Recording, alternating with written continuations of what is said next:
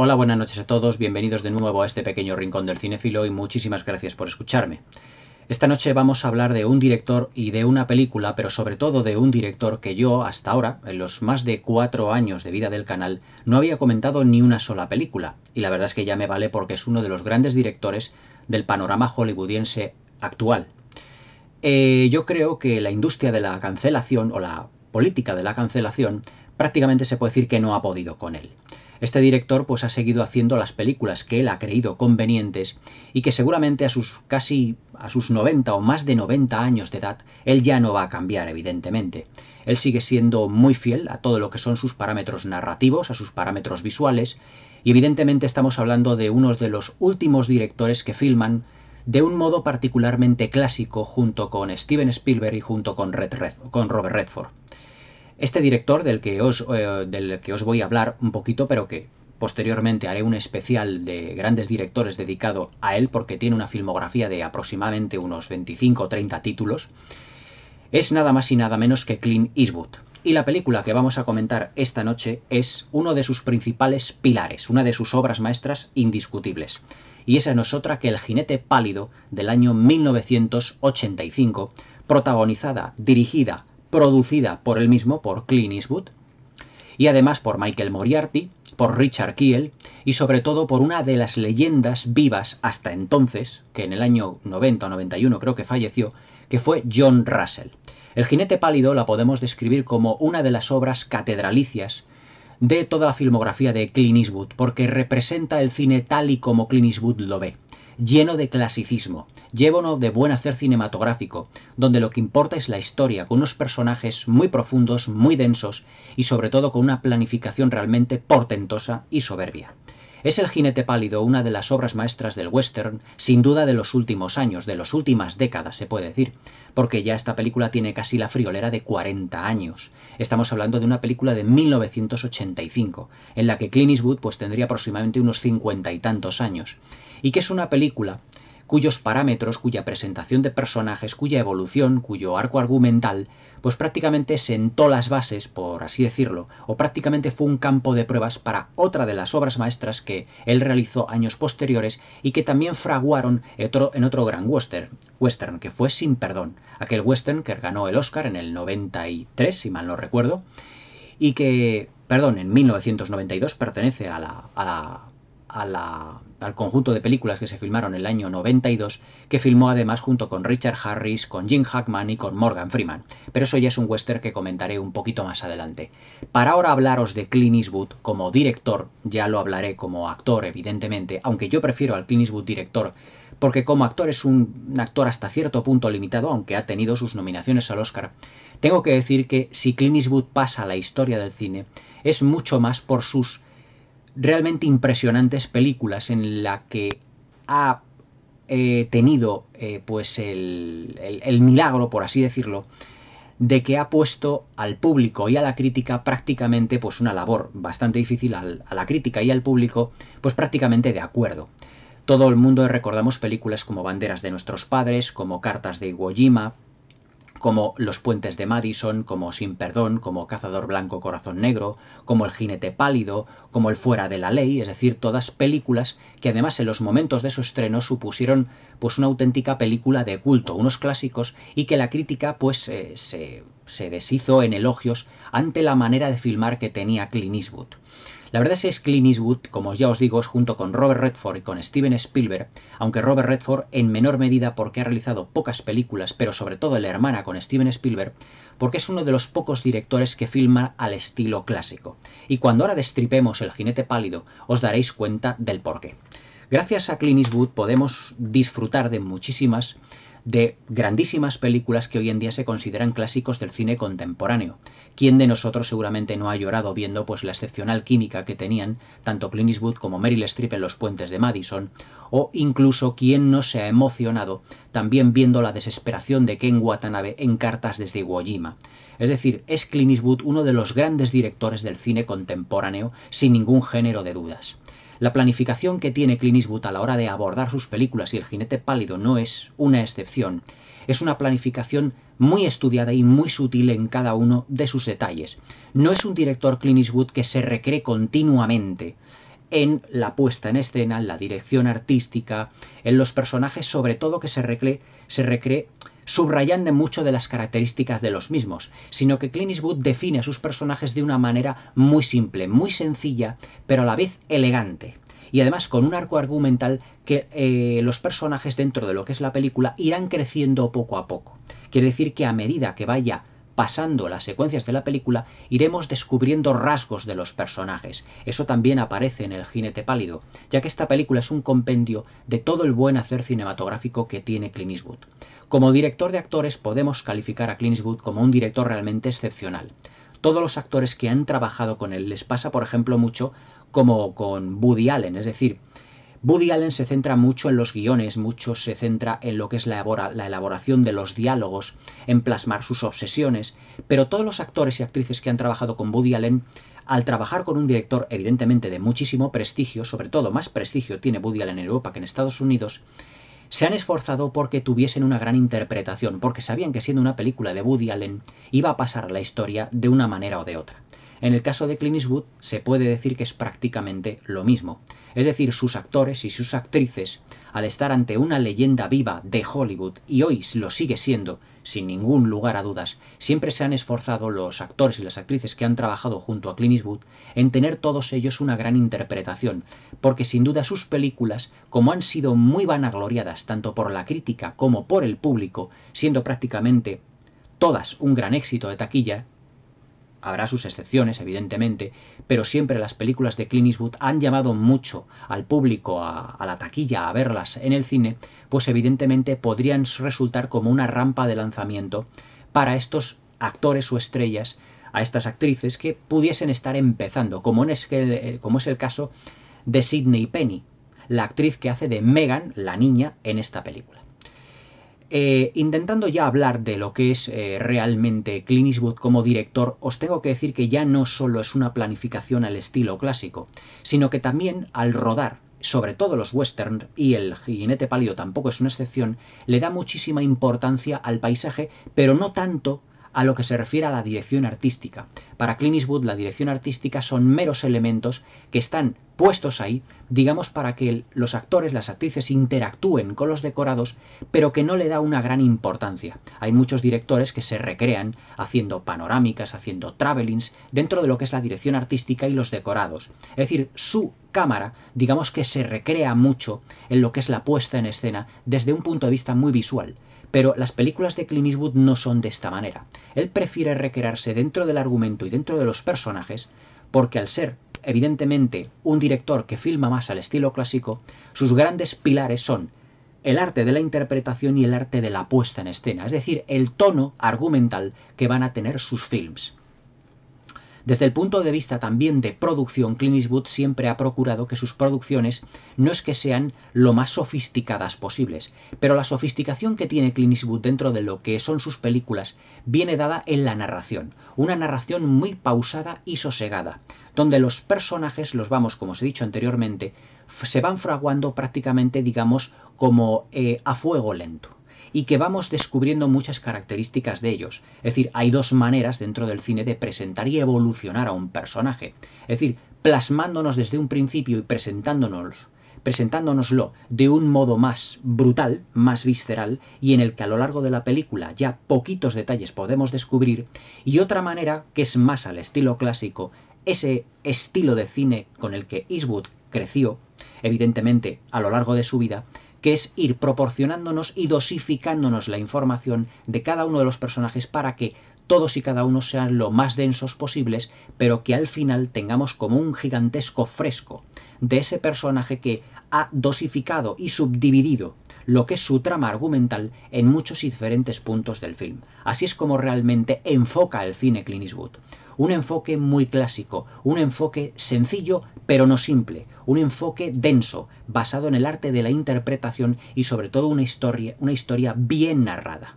Y además con unos planos casi siempre amplios. Es decir, Clint Eastwood no es como Sergio Leone, en el que ha habido determinados críticos, incluso libros que tengo yo, en el que exponen que para las películas, para los westerns de Clint Eastwood, se ha fijado mucho, evidentemente, en la trilogía del dólar y que le tuvo que afectar seguramente en lo que es la planificación de sus películas. Aunque yo en ese sentido no estoy para nada de acuerdo, porque Sergio Leone, la manera que tiene de planificar, si os acordáis de la trilogía del dólar, era sacar mucho del contenido de la banda sonora de Ennio Morricone, de lo que son esos primeros planos de los ojos y de estar enfatizando una y otra vez en esos campos contra campos que van realizando los personajes y en esos duelos que nos parecen interminables. Pero es que Clint Eastwood no rueda los duelos, por llamarlo de una manera, de esta manera, sino que él es más sutil, sus planos son más limitados y lo que va haciendo los planos dentro de lo que es la planificación técnica es ir haciendo evolucionar al personaje visualmente hablando, pero no recreándose en un plano, en otro, en una mirada, en otra, sino que en poquitos planos Clint Eastwood es capaz de contar muchas cosas. Y eso, evidentemente, es un rasgo del cine clásico, es decir, la economía narrativa o economía de medios que muchos directores del cine clásico elaboraron y trabajaron de una manera tan sofisticada y de una manera tan asombrosa. Y además que yo os he contado en muchas de las películas, de muchas de las reseñas del cine clásico que tenéis aquí en el canal. Ya vamos a ir entrando ya en materia y vamos a comentar la que para mí es una de sus obras maestras, que es sin duda El jinete pálido del año 85. El jinete pálido, argumentalmente hablando, nos situamos pues prácticamente a finales del siglo XIX en la época de los mineros del oro. Es decir, cuando los colonos llegaban a Estados Unidos empujados por la fiebre del oro e iban acaparando terrenos para intentar hacerse rico con este, valga la redundancia, riquísimo mineral. Pero claro, dentro de la película hay varias estancias, varios terrenos, varios sitios que pertenecen a un señor muy acaudalado. Pero he aquí que un grupo de colonos se establece en unas tierras que están cerca de todos los terrenos que tiene este señor tan acaudalado, y que son sencillas familias de colonos dispuestas a buscar oro y a enriquecerse, pero de una manera completamente legal, porque en el Far West, en el antiguo este, evidentemente no había un terreno o valla en el que dijese: este terreno es mío y hasta aquí, la linde de este terreno, a partir de esta linde, pues el del terreno que viene ya es tuyo. Sino que los colonos llegaban a esa zona y como era territorio completamente virgen, se asentaban allí y empezaban a buscar oro. Pero he aquí que este gran terrateniente, al principio de la película, no considera que esos colonos que se han establecido en ese terreno, que él, digamos que por la fuerza quiere hacerse con ello para tener más terreno y para buscar más oro, no va a consentir que ese grupo pequeño de colonos, esas pequeñas familias, evidentemente le puedan robar el posible oro que haya en esos terrenos. Pero claro, como la tierra no era de nadie, sino que imperaba la ley del más fuerte, este terrateniente, este señor, lo que hace es enviar una serie de matones al pueblecito donde están los colonos por sí solos y evidentemente destruirles los que son sus cabañas, matarles el ganado y hacer una serie de criba, tanto física como moral, es decir, tenerlos amedrentados para que intenten irse de esas tierras que este señor pues pretende hacerse como suyas de una manera completamente ilegal, evidentemente, porque en el Far West, en el antiguo oeste, los colonos que llegaban a tierra se asentaban allí y nadie podía echarlos. Esa era realmente la ley, pero imperaba la ley del más fuerte.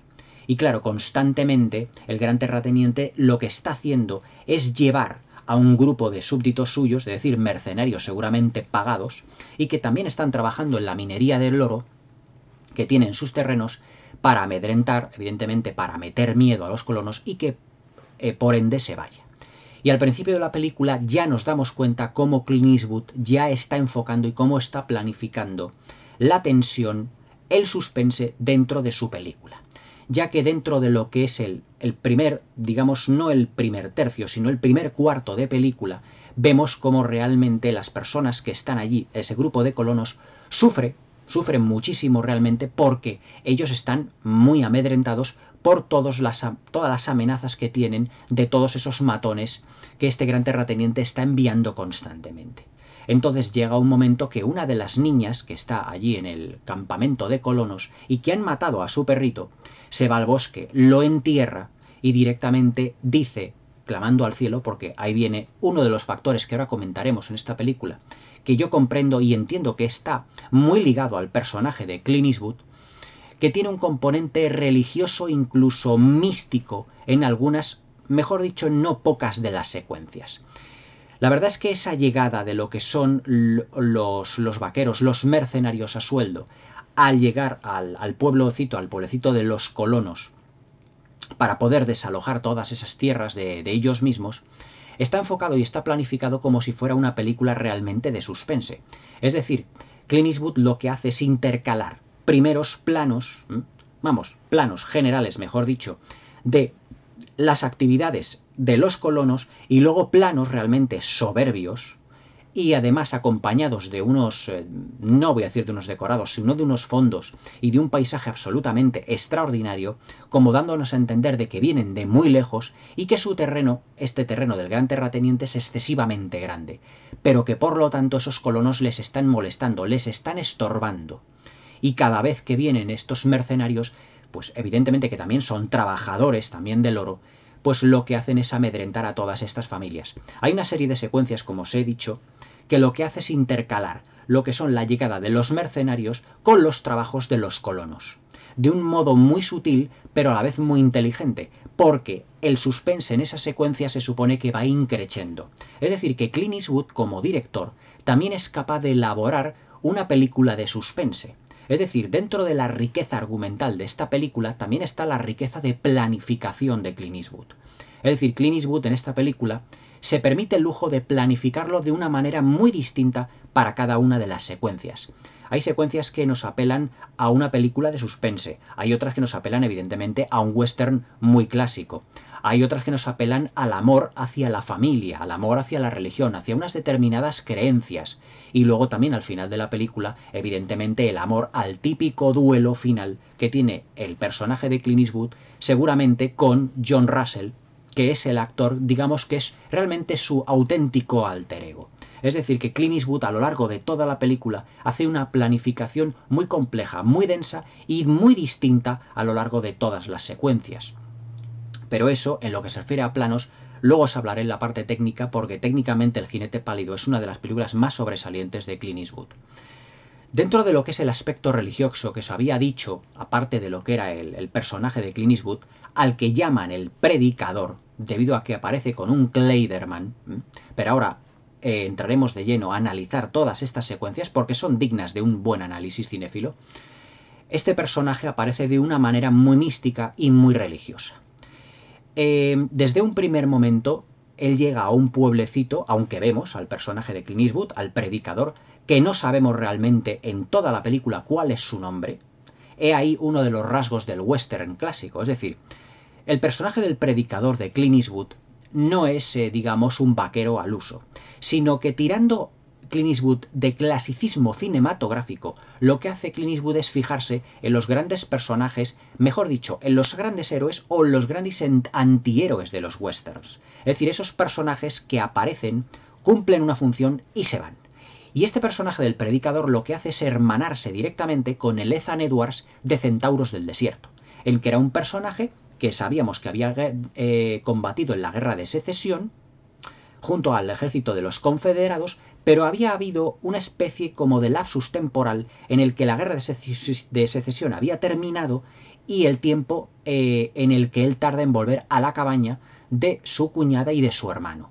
Aproximadamente unos 6 años. Entonces, ¿qué es lo que ha hecho el personaje de Ethan Edwards en Centauros del Desierto en esos años? No lo sabemos. Por lo tanto, tiene un pasado absolutamente oculto. Exactamente lo mismo, y eso le hermana, con el personaje del predicador del jinete pálido. Porque en ningún aspecto, en ningún momento de la película, nosotros sabemos cuál es el pasado del predicador. Pero evidentemente, a lo largo que pasa la película, que va avanzando la película, nos damos cuenta que no es un predicador, sino que él lleva, por así decirlo, un Kleiderman y va vestido de negro en una secuencia en el que se presenta como predicador realmente y que suponemos que lo que hace este personaje es intentar pues abordar sus pecados y que les sean perdonados. Es decir, nosotros sabemos que el personaje del predicador de Clint Eastwood evidentemente es un personaje con pasado. Es seguramente un matón, porque tiene además, o que ha trabajado como mercenario, porque tiene además una puntería realmente prodigiosa. Y además tiene un revólver que se puede decir que es casi prácticamente último modelo en lo que se refiere al lejano oeste. Es decir, Es muy sofisticado, como en uno de los planos Clint Eastwood nos regala, como lo va cambiando lo que son las balas, y no es un revólver al uso.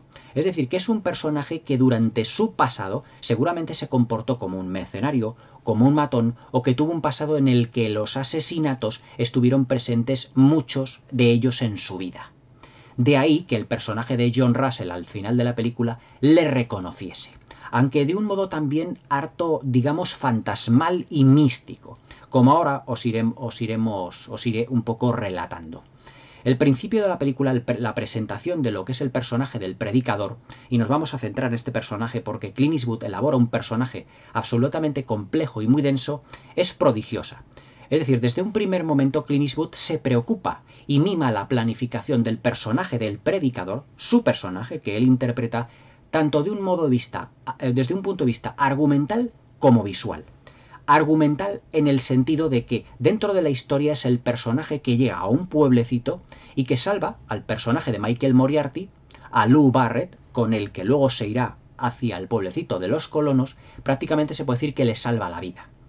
Desde un punto de vista visual, la secuencia donde salva la vida a Lou Barrett se puede decir que es absolutamente primorosa, porque aquí el personaje se va a lucir en todas sus consecuencias, es decir, coge una especie como de bate, y cuando los personajes del terrateniente, es decir, los mercenarios suyos le están golpeando a Barrett en el suelo, a Michael Moriarty, él aparece también con una especie de debate o de palo de madera, y prácticamente se puede decir que dominando la lucha con ese palo de madera, se puede decir que les deja bastante maltrechos a los demás. Por lo tanto, nos damos cuenta ya de que este personaje, sin él haber pronunciado ni una sola palabra prácticamente, ya el espectador se da cuenta de que este señor ya, a lo mejor también ha sido un mercenario, ha tenido un pasado conflictivo y que además ha tenido la suficiente experiencia como para defenderse en la vida.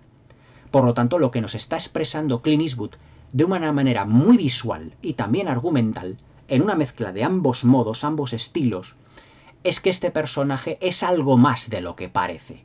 Es decir, no solo es un personaje misterioso de cara a que no conocemos su nombre y que no lo dirá en el resto de la película, pero vemos que visualmente la presentación está hecha de modo que el espectador ya nos damos cuenta de que es un personaje especial y que evidentemente va a ser el protagonista de la película. Pero fijaos hasta qué punto ese grado de religiosidad o de misticismo, como yo le digo, está reflejado en la película.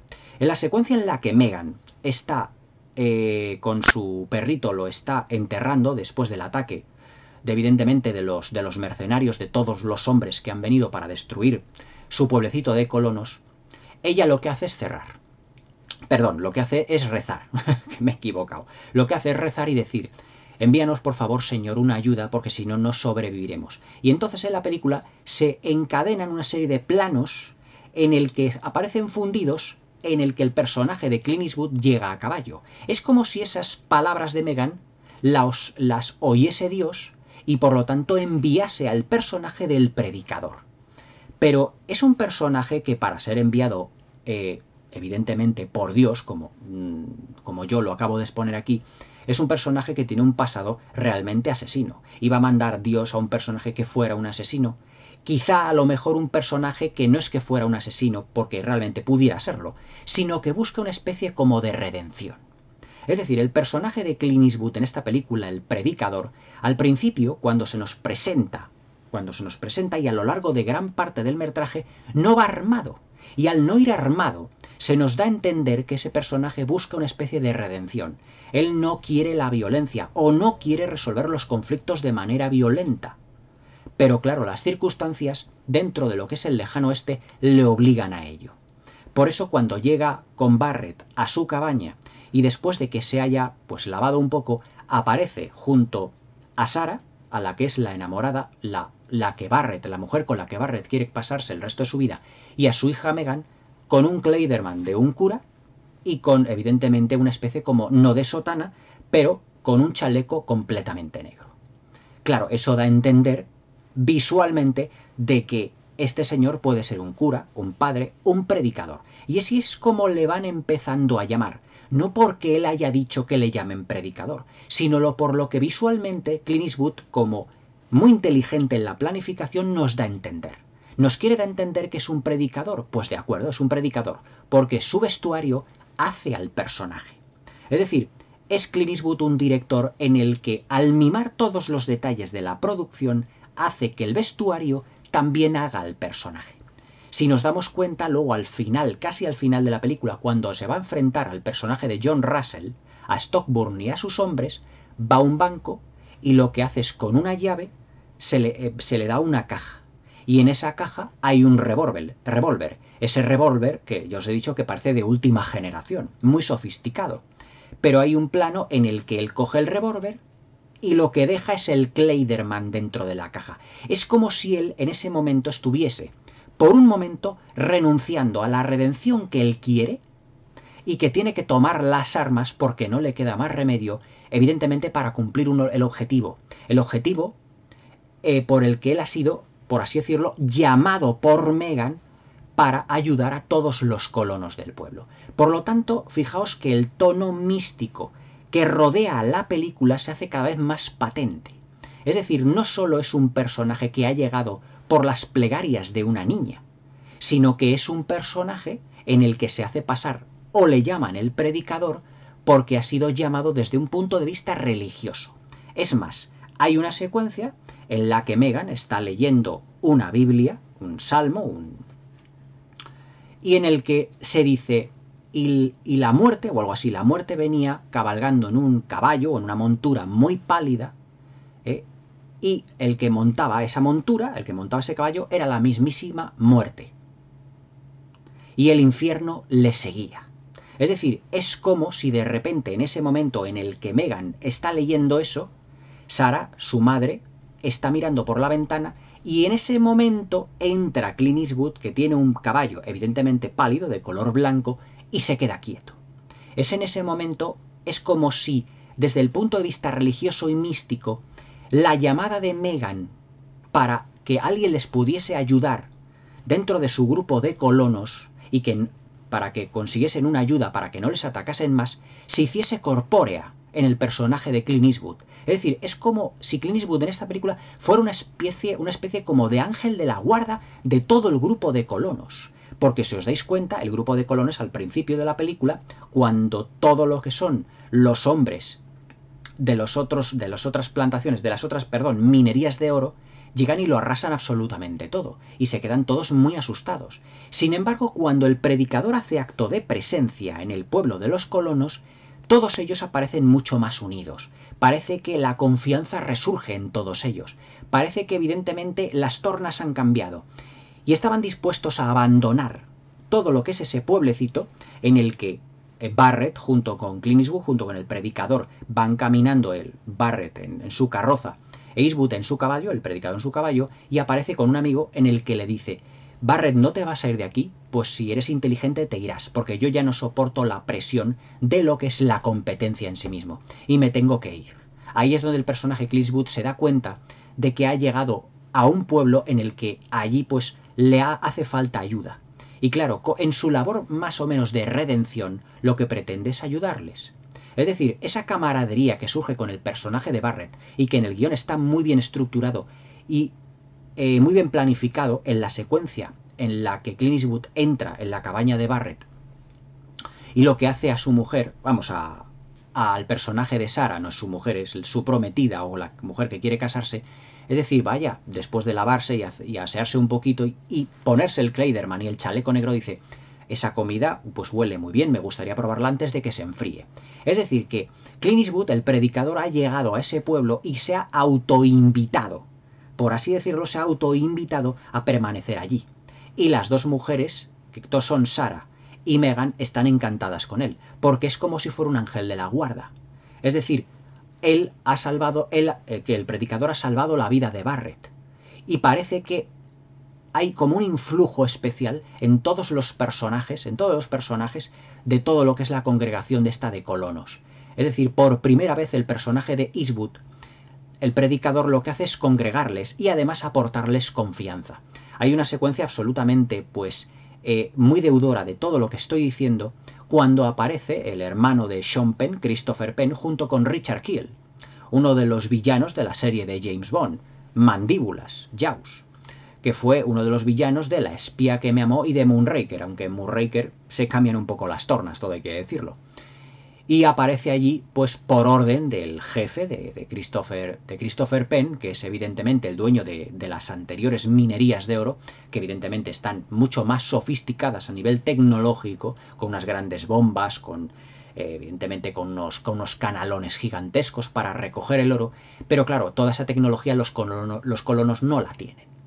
Y entonces envía a Richard Kiel, este gigantón de 2 metros y pico, pero debido a la experiencia, seguramente como mercenario que tiene el predicador, pues prácticamente se puede decir que se deshace de él enseguida. Con uno de los martillos le golpea en la boca, haciendo que sangre, y luego le golpea en la entrepierna, dejándole completamente noqueado. Pero eso sí, ganándose el respeto de este personaje, porque en las secuencias en las que luego Richard Kiel sale y el predicador está enfrente, y eso que es su enemigo, Richard Kiel sí lo que hace es sonreírle al predicador. Es como si a este gigantón tan fuerte uno le hubiese ganado en combate y le hubiese ganado el respeto, y por eso se comporta de un modo en el que no lo ve ya realmente como un enemigo.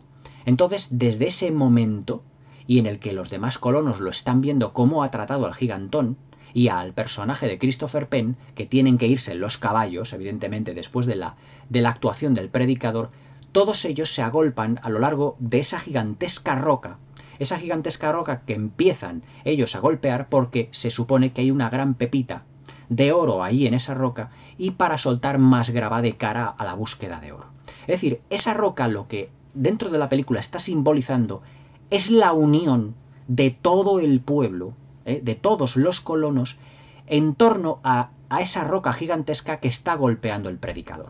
Es decir, el predicador empieza a golpearla y todos los demás dicen, pues vamos a ayudarte, pues venga, porque ya se creen que están como en presencia de su ángel de la guarda, de una persona que es como su guardaespaldas, y que ellos piensan que en todas las actividades que vayan a hacer, evidentemente el predicador tendrá una parte fundamental para la realización de todas sus actividades. Es decir, que el personaje del predicador, dentro de lo que es su redención, porque ya digo, no va armado ni muchísimo menos, se supone que es un cura, es un hombre de la iglesia, pues evidentemente siempre les va a aportar buenos consejos. Por eso digo que esta película, además de un clásico western en lo que se refiere a planificación, a argumentación y a personajes, tiene un trasfondo también religioso y hasta un cierto punto de vista místico. Hay una secuencia ya en la casa de Barrett en el que el predicador, Clint Eastwood, pues está tomando una especie de baño, se está secando la espalda y Barrett le ve que tiene como unas señales en dicha espalda, tiene como si le hubieran atravesado una serie de balas. Pero claro, no se sabe, Barrett no sabe y incluso no le va a preguntar por falta de confianza de qué se supone que son esas heridas, que evidentemente están cicatrizadas. Pero nosotros como espectadores nos da a entender de que ese personaje no ha sido evidentemente un predicador, sino que seguramente ha sido otro matón y otro mercenario. Por eso os digo que Clint Eastwood, dentro de su narración, dentro de su película, lo que hace evidentemente es darnos aspectos de lo que son los personajes poco a poco, sobre todo en el aspecto del predicador, que es, digamos, aquí la columna vertebral y el eje central de la película. La película empieza con la llegada del predicador a lo que es la ciudad y al pueblecito de los colonos y termina prácticamente con un plano en el que el predicador vemos que se aleja en el horizonte. Es decir, él empieza y cierra la película. Es decir, es como un círculo. La estructura narrativa es como un círculo nuevamente. Además es un círculo prácticamente perfecto, ya que también el predicador se llevará de este grupo de colonos y sobre todo de las dos mujeres que viven con Barrett, tanto de Sarah como de su hija Megan, pues una auténtica también lección de vida, porque las dos terminan enamorándose de él, porque ven en él un absoluto protector de todo lo que el oeste, lo que el Far West representaba. Ciudades sin ley, personajes completamente desaforados y en el que la muerte estaba pues prácticamente a cada esquina.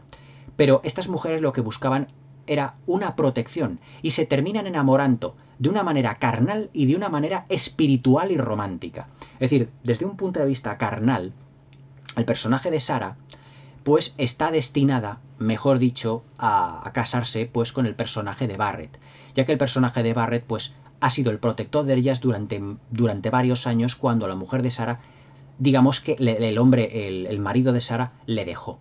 dejándola además a una niña, a Megan, a su cuidado.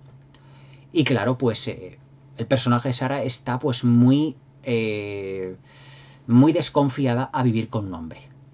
Pero claro, el amor, la atracción que siente frente al predicador, como evidentemente protección, le da muchos enteros a Sarah para que ella termine enamorándose de él. Sin embargo, el amor que destila Megan, la niña, Sydney Penny, por Clint Eastwood es totalmente distinto. Es un amor más platónico. Un amor más platónico porque ve en él pues el héroe que ha venido a salvarlos. Porque en esa secuencia le dice, es que cuando yo estaba rezando para que alguien viniese en este pueblo y nos ayude a sobrevivir, apareció usted. Es decir, Sarah se toma la presencia del predicador de un modo incluso angelical. Ella cree que es como un ángel caído del cielo que ha venido absolutamente pues para protegerles y para quedarse con ellas, pero que en el fondo sabrá que eso no es así y que el predicador antes o después terminará marchándose. Es más, es tan fuerte el fuego que siente y la pasión que siente Megan por el predicador que le dice que le gustaría que él fuese su primer hombre en la vida. Es decir, le quiere enseñar a hacer el amor. Sin embargo, el predicador, que no está ahí para matar ni para enamorar mujeres, sino que está incluso para redimir un poco sus pecados, le dice, es que primero tienes que entrar en conjunción espiritual contigo misma. Y le dice Megan, y después de esa conjunción espiritual me enseñarás a hacerlo. Es decir, que dentro de lo que es el amor de las dos mujeres lo contemplan de un modo distinto. Es decir, hay también la densidad y complejidad que tiene argumentalmente la película. Es decir, ese, digamos, objeto de deseo que es el predicador en sí mismo, lo que hace es destilar una protección y destilar, digamos, una confianza hacia las mujeres, hacia las dos mujeres protagonistas de la película, que no ha tenido Barrett hasta el momento, por tratarse de un personaje más dubitativo. Pero claro, no tiene el bagaje ni la mochila a las espaldas que tiene el personaje del predicador. Y que tanto Sarah como Megan, ellas pues lo van intuyendo a lo largo de toda la película, hasta que al final, cuando ven que viene armado para enfrentarse él en ese duelo con el personaje de John Russell, ya se dan cuenta de que él no es un predicador al uso, es decir, no es un cura, no es un hombre de la ley, no es un hombre de la ley de Dios, por así decirlo, pero sigue teniendo su personaje un tono absolutamente místico. Ese tono místico también del personaje del predicador está fundamentalmente basado también en la planificación que Clint Eastwood hace de sí mismo en lo que es el tiroteo final en la película con el personaje de John Russell.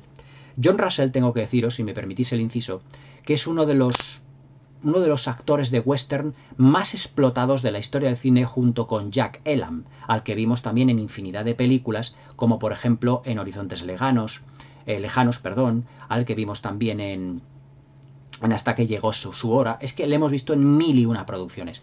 John Russell, además, siempre tenía el San Benito de hacer casi de villano. Incluso John Russell, yo recuerdo, aunque ahora no me acuerdo del título, que hizo incluso de indio. Pero es que claro, John Russell, que en esta película pues ya tendría estaría ya bien entradito en años, ya tendría sus 70 y bastantes años. John Russell creo que nació en 1921-22 aproximadamente, murió a principios de los 90, prácticamente unos pocos años después del 85 de rodarse El jinete pálido, pero él estaba ya bastante mayor. Pero yo creo que Clint Eastwood quiso darle una última oportunidad en el western al actor John Russell, como homenaje a todos los western que él había protagonizado o coprotagonizado a lo largo de la historia del cine. Es decir, que Clint Eastwood, al rodar de una manera y planificar de una manera clásica, también se acordó, aunque fuese de un actor secundario, de los westerns del Hollywood clásico. Y aquí le tenemos a John Russell, que hace más de una especie de comisario / mercenario, que es el que contrata a este terrateniente, digamos, dueño, en teoría, de grandes plantaciones, grandes minerías de oro, para que se deshagan tanto de los colonos, que son un estorbo suyo, pero evidentemente de ese predicador.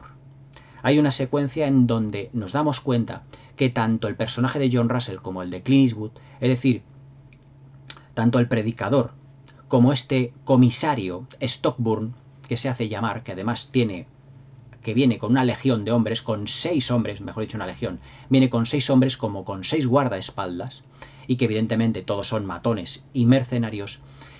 Hay una secuencia en la que Clint Eastwood entra dentro de una de las casas de la ciudad donde está este terrateniente y le dice el terrateniente al predicador, a Clint Eastwood, dice, pues es que tendré que contratar a un personaje que es tal, tal, tal, tal y tal. Y por la descripción, Clint Eastwood se hace a sí mismo un primer plano de sus ojos abriéndolos más de la cuenta, como diciendo, ya nos conocemos y ya sé yo el personaje que tú me estás contando. Y cuando a John Russell, mejor sí, al personaje de John Russell viene al comisario Stockburn, le dice, pues es que este tal hombre que se hace llamar el predicador quiero que lo mates, porque la verdad es que se está interponiendo en mis planes. Y Stockburn le dice, bueno, ¿y cómo es? Dice, pues es alto, es delgado, tiene un caballo más o menos pálido, blanquecino, es de físico muy curtido. Y claro, John Russell, Stockburn ya empieza a pensar quién puede ser. Es decir, ya se lo ve venir, pero él dice, pero no es posible, porque ese hombre está muerto. Y aquí el espectador nos hacemos una pregunta. ¿Realmente cuando Megan al principio de la película reza para que una ayuda venga, fue oída realmente por Dios y le envió un ángel de la guarda? ¿Es realmente el personaje del predicador, no voy a decir un ángel, es humano realmente, en el sentido de que aparece precisamente cuando una niña reza? Y que el personaje de Stockburn, en ese halo mítico que tiene la película, se esté refiriendo a una persona que ya está muerta? Seguramente. Es más, cuando Stockburn y sus hombres en el duelo final se reparten por lo que es el pueblo y uno a uno van cayendo hasta que Clint Eastwood lo que hace es aparecer frente a Stockburn, prácticamente delante de él, Stockburn, antes de morir, acribillado por Clint Eastwood, le mira fijamente y le dice, ¡tú! Como diciendo, es que tú eras la persona a la que yo me estaba refiriendo en una secuencia anterior. Y lo que hace Clint Eastwood es coserle a balazos por completo, le cose a balazos, le acribilla por completo, y además hay un plano en el que Stockburn se cae de espaldas frente a Clint Eastwood y en el que los agujeros de todas las balas han salido además por todo lo que es el poncho, el manto, el abrigo que lleva John Russell, que lleva Stockburn, pero que se asemejan mucho, si os dais cuenta, a las señales, a las marcas de las pistolas o a las señales que llevaba el predicador en la espalda. Es como si en una vida pasada o como en años anteriores Stockburn hubiese matado al predicador o hubiese herido al predicador de una manera muy similar. Pero de alguna manera este personaje sobreviviría. ¿Sobreviviría gracias a Dios? ¿Dios es posible que le pudo devolver a la vida? De ahí que al principio de la película aparezca sin pistolas. De ahí que al principio de la película aparezca como un cura vestido de cura y que le llamen el predicador y él no se moleste. O sea que en ese aspecto Clint Eastwood, al igual que los grandes directores de la historia del cine, en El jinete pálido juegan mucho con la ambigüedad. Pero es una ambigüedad muy calculada y muy misteriosa dentro, como os he dicho, de como si fuera una película de suspense, para que no se nos dé realmente a entender si ese personaje es de carne y hueso o es un ángel caído del cielo o realmente ha sido un ser que ha enviado Dios debido a las plegarias de Megan. Porque vemos que efectivamente tiene balazos en la espalda, que se hace pasar por un cura y que además, como todo hombre más íntegro que se está como limpiando a sí mismo, no obedece a las insinuaciones sexuales o no hace caso a las insinuaciones sexuales de Megan. Porque como él dice, cuando Megan se declara ante él, dice, 99 de cada 100 hombres estarían muy orgullosos de que les dijeses eso y además de aprender a hacer el amor contigo o hacerte el amor. Sin embargo, él no lo hace. Él no lo hace. ¿Es por eso porque los ángeles a lo mejor no tienen sexo en sí? ¿Es realmente el predicador un ángel que ha venido del cielo a ayudarles y que cumplida su misión se va? Acordaos del ángel de Qué bello es vivir, que aparece en la película, cumple su misión y se va. Clint Eastwood nos está dando a entender de que el predicador, que además es llamado con ese nombre, predicador, como si fuera un hombre de fe y de religión, ¿es realmente un ser que apareció allí para ayudarles? Además es un ser hartamente, incluso diríamos que hasta un poco fantasmal. Hay una secuencia en la que los hombres, por ejemplo, del terrateniente, estos hombres que son un poco, digamos, mediocres, pero que al principio de la película destrozan todo el campamento de los colonos, en el que Clint Eastwood, el predicador, llega a la ciudad para ajustar cuentos con Stockburn, pero antes él pretende pues tomarse un desayuno. Y él se queda a espaldas tomándose el desayuno y los hombres de este terrateniente entran en lo que es la estancia y empiezan a disparar indiscriminadamente. Pero se dan cuenta de que ha desaparecido. Pero es que aparece por un lateral el predicador y les cose a balazos a todos ellos. Es decir, es como si ellos estuviesen disparando algo que no existe. Sin embargo, el predicador lo que hace precisamente es salir y acribillarles a los demás. Es además el predicador una persona que, debido a ese pasado que tiene, que nosotros no sabemos, pero que seguramente fue el pasado de un mercenario, en lo que se refiere a duelos, se las conoce absolutamente todas, se las sabe todas. Y entonces no tiene ni reparos y no tiene ningún problema de eliminar a los 6 mercenarios que vienen junto a Stockburn. Y fijaos aquí un detalle que a mí en la película me ha chocado mucho, y que es un detalle hasta cierto punto cómico, aunque no creo que Clint Eastwood pretendiera de ello. Pero yo creo que es el pequeño punto negro que yo le veo a esta película, que yo no sé por qué lo planificó o lo idealizó o lo expresó así en la pantalla o lo visualizó. Y es que todos los ayudantes de Stockburn van vestidos todos con el mismo abrigo. Es decir, con ese abrigo como de piel, como de cuero, color marrón muy pálido, que van todos iguales.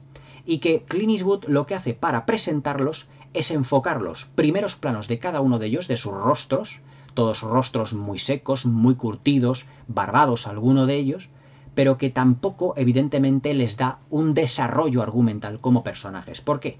Porque evidentemente servirán como carnaza a lo que es el duelo final que terminará con la muerte de John Russell y con la huida del predicador. Vamos, no huida, sino con el abandono del predicador, porque ya el bien ya se ha establecido en ese grupo de colonos. Hemos visto que han destruido pues todo lo que son las infraestructuras de lo que son los obreros, los mineros de oro. Han destruido prácticamente sus cabañas, todo entero con una serie de dinamita, causando el mayor daño posible, porque los colonos también han recibido un daño, y es que debido a una explosión les cortan el suministro de agua. Es decir, se puede decir que es un toma y daca entre mineros del oro, a lo que Clint Eastwood ha llegado allí para poner orden y concierto dentro de este argumento tan rico y tan denso que tenemos. Dentro de lo que son el apartado de interpretaciones, tengo que decir que Clint Eastwood realiza, o su interpretación es muy deudora, muy clásica de los grandes westerns de todos los tiempos, de los grandes westerns en el que el héroe o el antihéroe era incapaz de sonreír prácticamente, que tiene un pasado, que ese pasado, digamos, está oculto, pero que en cierto punto del metraje de la película el pasado vuelve, digamos, para que él intente subsanar ya no sus pecados, sino que tenga un futuro libre. Es decir, no sabemos nada del futuro, mejor dicho, del pasado del predicador, pero sabremos su futuro de cara a que una figura del pasado viene para condicionar su presente y su futuro para siempre. Es decir, es el típico esquema narrativo del western clásico. Es decir, el antihéroe que viene a un determinado pueblo para impartir justicia, pero que tarde o temprano algunos acontecimientos de su vida volverán al presente y le condicionarán el futuro de una manera completamente definitiva. También el jinete pálido, es decir, el predicador, cuando mata a Stockburn, se supone que se habrá quitado un peso de encima y que por lo tanto dentro de su futuro ya no tendrá que preocuparse por el personaje de Stockburn. A nivel interpretativo, Clint Eastwood realiza, pues ya os digo, una interpretación deudora de los grandes antihéroes del western clásico, muy fría, muy calculadora y además planificado Clint Eastwood siempre, tanto, mejor dicho, de día, en el que el rostro se le ve completamente como es el curtido, pero cuando pasamos a las tomas nocturnas siempre le vemos una parte de la cara, una parte de la faz. Es como si cuando llega la noche el personaje tuviese vergüenza de sí mismo y quisiese incluso ocultarse entre las sombras. Es decir, es el predicador un personaje valiente, pero a la vez tiene un trasfondo incluso de timidez frente a una serie de circunstancias. Sobre todo, evidentemente, ya no de timidez, sino de no poder seguir adelante con las propuestas que le están haciendo. Sobre todo con esa propuesta de Megan, en el que le pide que prácticamente le pide que sea el primer hombre en su vida, que le enseñe a hacer el amor con un hombre. a lo que evidentemente pues el predicador pues tiene que echar pipas para atrás y decir, evidentemente esto es un paso que no puedo dar por muy halagado que él esté. Es decir, es un mercenario que es un personaje que después de haber entrado en un mundo del mal, siempre él recula hacia atrás para, digamos que, subsanar sus pecados. Y para Clint Eastwood, para el predicador, subsanar, digamos, o salvar la vida de los colonos es como una misión que él tiene para conseguir las alas y poder volver al cielo. Es como ese ángel que viene a la tierra para hacer una buena acción, el del que ha sido llamado, y que, realizada esa buena acción, él vuelve. Pero se vuelve a alejar en ese paisaje tan realmente tan maravilloso, tan magnífico, que seguramente serían las montañas rocosas o algo o por esa parte de Estados Unidos, porque la verdad es que Clint Eastwood le da también mucha importancia al paisaje, aunque no tanto a lo mejor como Anthony Mann, que lo filmaba de un modo más físico, o como John Ford, que lo que hace es darle directamente un protagonismo. Es decir, para el paisaje, para Clint Eastwood, el paisaje es algo más, digamos, más como si fuera más una postal, como si fuera más un telón de fondo, pero que realmente también la fotografía de la película también hace su función en el sentido de que son esos bosques, esa zona de la minería, todo lo que es la dirección artística, el diseño de producción de todo lo que son las cabañas, muy austeras todo ello, lo filma de un modo muy realista. Es decir, no estamos aquí dentro de un Hollywood clásico en el que los vaqueros salgan impolutos de sus cabañas, en el que las mujeres estén muy maquilladas y con un tecnicolor muy fuerte, muy saturado, en el que todo sea una fiesta multicolor.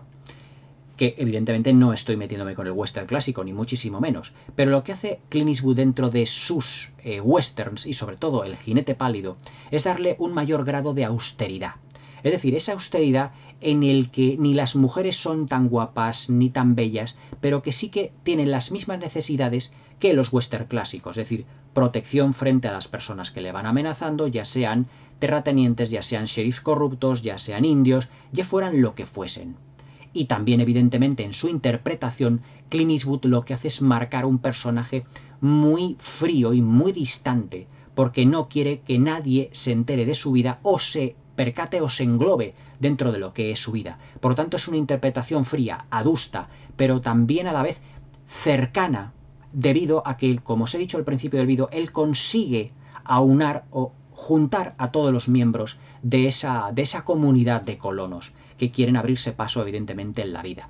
Otras brillantes interpretaciones son la de John Russell, que hace aquí prácticamente yo creo que uno de sus últimos papeles, haciendo más o menos homenaje a todos esos papeles que él había realizado anteriormente en los westerns.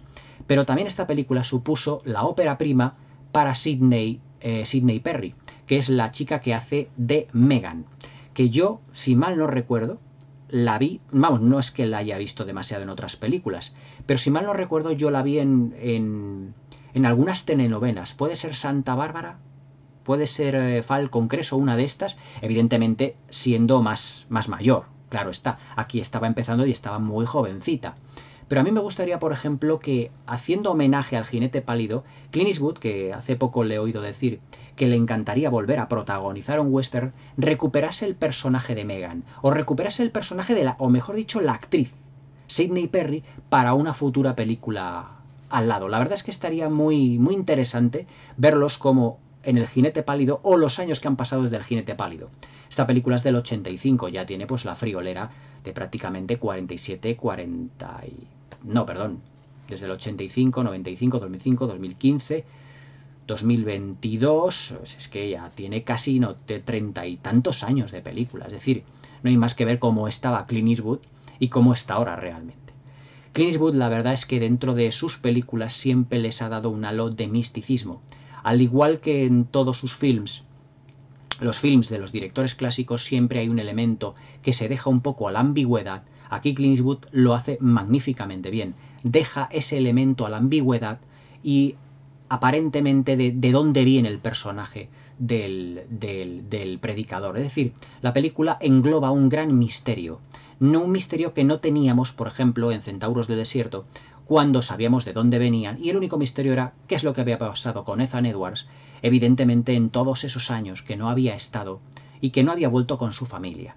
Pero aquí lo que tenemos es un personaje absolutamente ambiguo en la forma, pero no en el fondo. Es decir, es ambiguo en sus formas, en su manera de comportarse, en la manera de ver cómo es la situación, pero no en el fondo, porque en el fondo sabemos que sus intenciones son claramente, digamos, positivas en lo que se refiere al grupo de colonos. Es decir, es una ambigüedad, como ya os digo, como la ambigüedad que han practicado John Ford, Alfred Hitchcock, Stanley Kubrick, Raoul Walsh. Es decir, sus personajes eran misteriosos, pero para que al espectador les dejase un poquito como de congoja para saber qué es lo que va a ocurrir con el personaje. Estar atentos a la película para ver si efectivamente nos da rasgos, ya no solo de su personalidad, sino de su pasado, para saber más de él. Cuando terminas de ver la película El jinete pálido, te quedan ganas de saber qué es lo que ocurrirá con este personaje. Es decir, de dónde viene, a dónde va, qué ha sido de él, qué le ocurrirá realmente. También se dice muchas veces que esta película suele ser, o la suelen tachar de remake de otra gran película del western clásico que se llama Raíces Profundas, de título original Shane, protagonizada por Alan Ladd. Aunque tengo que decir que en esta película es un niño el que tiene una especie como de amor platónico al personaje de Shane, que también tiene un pasado. Y que al final de la película, pues, evidentemente le ha cogido cariño en el sentido de admiración. Aquí efectivamente el personaje de Megan ya no solo tiene cariño y admiración, sino que siente amor, un amor romántico, un amor más platónico, y que al final de la película vemos como a los cuatro vientos, allí a lo que son las montañas, donde el predicador se ha alejado, le dice: predicador, te quiero, muchísimas gracias, cuídate, ven pronto, adiós. Es decir, la última palabra que pronuncia es adiós, como si fuera también un personaje que no volviese a ver y que realmente Megan sabe que no volverá a ver. Es decir, la película tiene un trasfondo también hasta cierto punto melancólico. Es decir, ¿qué será del personaje realmente del predicador? Ha aparecido para salvar a toda una colonia de hombres honrados que trabajaban la tierra para no enriquecerse desde el estilo del terrateniente, sino para vivir y para sobrevivir, que ha cumplido su función y que ya se va cuando ya nadie le necesita allí. Es decir, es un personaje de esos tan absolutamente míticos y místicos, y ya no solo religiosos, sino misteriosos, que solo Clint Eastwood es capaz de realizar en un western ya mítico. Para mí El jinete pálido es una película que tiene infinitas lecturas. Ya no solo la podemos ver en su planificación, en su argumento y en sus interpretaciones, de una manera todo compuesto de una manera muy sutil y muy elegante. Todo lo que son los movimientos de cámara que tiene Clint Eastwood, hablando ya de una parte técnica de la película, son realmente excepcionales. No hay movimientos bruscos de cámara, los mueve con una elegancia realmente impresionante. Todo eso que luego en Sin Perdón evolucionó de alguna manera, pero que además aquí en esta película yo os digo que le sirve como de campo de pruebas, pero unas pruebas realizadas de una manera absolutamente encomiable. Es decir, tiene Clint Eastwood en su dirección la sutilidad de los grandes directores de los western clásicos. Es decir, tiene la sutilidad de Anthony Mann, tiene la fisicidad, por así decirlo, del mismo director de Anthony Mann a la hora de elaborar todo lo que es la puesta en escena y los decorados. Es un pueblecito muy austero, pero lo suficiente para desarrollar la acción. De ahí que digamos que tiene un punto de vista bastante austero. En este sentido sí que le veo más deudor a este Clint Eastwood de los spaghetti westerns, es decir, los westerns de John Ford o de Henry Hathaway o de Anthony Mann eran westerns en donde la puesta en escena era impresionante. Es decir, acordaos por ejemplo del pueblecito de Tombstone en Pasión de los Fuertes, una película que ya comentaré aquí en el canal, en donde la ciudad pues está pues absolutamente llena de luces, tiene mucha vida, pero es que los pueblos de los westerns de Clint Eastwood son como por ejemplo como el pueblecito de Open Ranch de Kevin Costner, es decir, son casas que están un poco esparcidas y luego tienes pues el salón, tienes también la barbería, pero parecen como un pueblo fantasma en ese sentido. Es decir, es la dirección artística un elemento importante dentro de las películas de Clint Eastwood, pero no es un elemento, digamos, que se haga con un protagonismo exacerbado. Porque ya os digo, el punto fuerte de Clint Eastwood son los sentimientos y los personajes. Prácticamente se puede decir que esos elementos han sido los que han forjado el western de los grandes directores. Si nosotros nos fijamos en los westerns de John Ford, son los personajes, evidentemente, los auténticos protagonistas de la película. Aunque evidentemente luego John Ford le daba unos elementos como es la dirección artística, la puesta en escena, todo lo que son los decorados, el protagonismo del paisaje y muchos elementos más que lo que hacía era potenciar mucho más el western, más la película hasta hacerla una obra maestra. Pero en este caso Clint Eastwood apuesta por una austeridad dentro de lo que es la dirección artística, dentro de lo que es el tono de la película, tiene un tono muy sombrío. Es decir, es un tono sombrío, oscuro y a la vez melancólico. El tono sombrío porque prácticamente desde el primer momento, lo que vemos ya incluso con los primeros títulos de crédito, son los mercenarios o los hombres de las minas de oro que van a intentar arrasar el pueblecito minero de los colonos. Por lo tanto, ahí a ese tono ya duro, tan adusto y tan seco, ya se nos propone desde el primer momento de película. Y luego el tono melancólico que se va adueñando poco a poco de la película a medida que las dos mujeres protagonistas se van enamorando del predicador y ese tono religioso, trasfondo religioso que tiene debido al origen del predicador y de dónde ha venido. Y el tono melancólico que termina apoderándose de la película al final, cuando nuestro personaje, nuestro héroe, o mejor dicho, nuestro antihéroe, le veremos ir por donde ha venido. Es decir, no volveremos a saber nada más del predicador, al igual, dentro del clasicismo cinematográfico, que no volveremos a saber nada de Ethan Edwards, del personaje de Ethan Edwards en el Centauros del Desierto, cuando todos los personajes hayan entrado en la cabaña, cuando Debbie ya ha quedado salvada, y la puerta se cierre detrás de él. Es decir, Clint Eastwood se puede decir que es el gran heredero en el western contemporáneo y moderno de los John Wayne, de los Henry Fonda y de los James Stewart, de los western clásicos. Es decir, si hay una figura del western dentro del cine moderno que destaca, es sin duda Clint Eastwood. Y esto lo dio en varias películas como El Fuera de la Ley, en Sin Perdón y en El Jinete Pálido. Tres grandes pilares de lo que es el western contemporáneo. Para mí El Jinete Pálido es una de sus obras maestras, independientemente que sea un western o no, porque nos da todos los elementos del western clásico aplicado al western moderno. Es decir, ese clasicismo cinematográfico que lucieron John Ford y los grandes del cine del western no ha muerto. Sigue su espíritu vivo en Clint Eastwood y Clint Eastwood lo aprovecha de una manera realmente extraordinaria. Es decir, es Clint Eastwood, y con esto ya se puede decir que vamos a dar por concluida lo que es el comentario y la crítica de esta excepcional película, es el último gran director de los western clásicos. Es decir, sus westerns huelen a los westerns de John Ford, es decir, y a los de Anthony Mann y a los de Henry Hathaway, huelen pues digamos a esos ponchos, a esos mantos, curtidos por el paso del tiempo, huelen a las tabernas, huelen a los saloons, huelen pues a la pólvora de los disparos. Es decir, sus westerns son sencillos argumentalmente, pero muy complejos en el desarrollo de los personajes, con una puesta en escena austera pero muy efectiva, y en donde hay muchísimas lecturas dentro de un tono sombrío, melancólico, absolutamente, digamos, místico y religioso en algunos momentos, pero absolutamente demoledor y totalmente fascinante. Para mí, El Jinete Pálido de Clint Eastwood es una de sus películas puntales, sin lugar a dudas. Es posible que películas como Los Puentes de Madison, Sin Perdón y alguna que otra, como Cartas de Iwo Jima, están prácticamente a la altura del Jinete Pálido.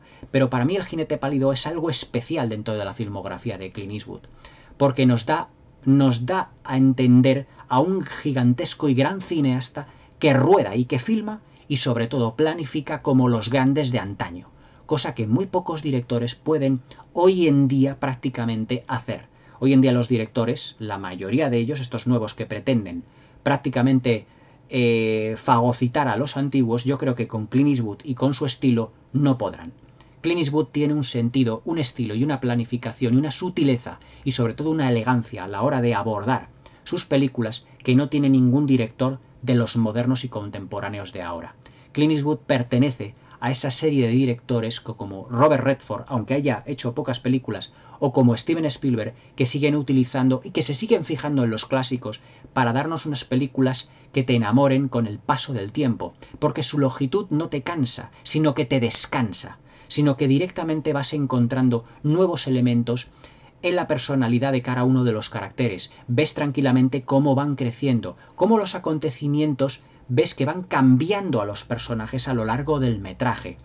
Evidentemente el personaje más monolítico y el más austero es el propio predicador, pero porque él ya lleva su complejidad de una manera intrínseca, y son los demás los que terminarán por evolucionar. El personaje de Barrett, el personaje de Stockburn, que acabará evidentemente muerto y cosido a balazos por el predicador, pero sobre todo el personaje de Megan, que descubrirá en su vida lo que es el amor por primera vez, y sobre todo el peligro, salvado por su ángel de la guarda. El jinete pálido es una de esas obras maestras que Clint Eastwood nos dejó en los años 80. Para mí, dentro de esta década, pues posiblemente la mejor de todas ellas.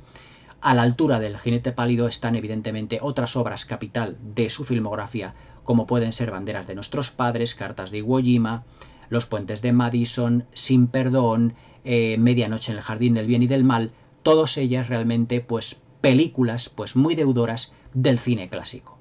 Es decir, de las mejores que se han filmado dentro de los últimos años del cine contemporáneo. Y El jinete pálido es un claro ejemplo de lo que este gran director, productor, guionista y actor es capaz de realizar. Para mí, ya os digo, Clint Eastwood vale mucho más como director que como actor. Como actor siempre le he encontrado un tanto, digamos, inexpresivo, todo hay que decirlo.